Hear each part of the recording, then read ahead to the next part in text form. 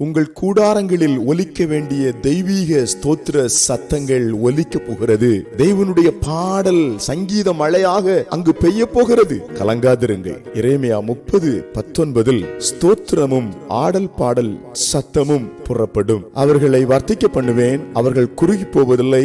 அவர்களை மகிமைப்படுத்துவேன், அவர்கள் சிறுமைப்படுவதில்லை. அன்புக்குரியவர்களே, இந்த காலை வேளையிலே அன்பு இரட்சகர் உங்களை ஆற்றுகிறவராய், உங்கள் தேற்றுகிறவராய், உங்கள் தேவைகளை அறிந்தவராய் உங்கள் பாளையத்தின் மீது இறங்கி உலாவிக் கொண்டிருக்கின்றார். இந்த வசனத்திலே 6 முக்கியமான ஆசீர்வாதங்கள் உங்கள் மேல பெய்து இறங்க வேண்டும் என்று ஆண்டவர் விரும்புகின்றார். இந்த 6 ஆசீர்வாதங்களும் இன்னைக்கு நீங்கள் கட்டாயம் பெற்றுக்கொள்ள வேண்டும் என்று விசுவாசியுங்கள், ஜெபம் பண்ணுங்கள். ஆமென். 1, ஸ்தோத்திரத்தின் சத்தம் உங்கள் வீட்டுக்குள் துணிக்கும். 2, ஆடல் பாடலின் சத்தம் உங்கள் வீட்டுக்குள் துணிக்கும். 3, கர்த்தர் உங்களை வர்த்திக்க பண்ணுவார். நேர்த்தியான இடத்தில் நல்ல மேன்மைகளை தந்து உங்களை ஆண்டவர் மிளிரச் செய்வேன் என்று அர்த்தம். 4, நீங்கள் குறுகி போவதில்லை. ஒருவேளை உங்கள் எல்லை குறுகி இருக்கிறதோ, வருமானம் குறுகி இருக்கிறதோ, பலன் குறுகி இருக்கிறதோ, குறுகி போன அனுபவங்கள் நிச்சயமாய் விரிவடைந்து மேன்மையிலே நீங்கள் நிச்சயமாய் வளருவீர்கள்.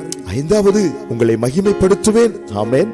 எஸ், நீங்கள் தேவனுடைய வல்லமையை விரும்புகிறதுனால, அவரை நோக்கி பார்க்கிறதுனால கர்த்தருடைய மகிமை உங்கள் மேல் இறங்கும். ஆமென்.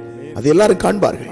6, சிறுமைப்படுவதில்லை. அன்புக்குரியவர்களே, சிறுமைப்பட்டு நொறுங்கி போயிருக்கிறீங்களோ, சிறுமை ஆண்டவர் மாற்றுவார். இந்த 6 ஆசீர்வாதங்களும் இன்று உங்கள் மேல் இறங்கும். ஜெபிப்போம். எங்கள் பரலோக பிதாவே, இந்த காலை வேளையிலே கொடுத்திருக்கிற இந்த 6 ஆசீர்வாதமும் ஜெபத்தில் இணைந்திருக்கிற அன்பு பிள்ளைகள் மேல இப்பொழுது பலமா இறங்கி வருவதற்காய் ஸ்தோத்திரம். அவர்களை நிரப்புவதற்காய் ஸ்தோத்திரம். இயேசுவின் நாமத்தில் ஆமென்.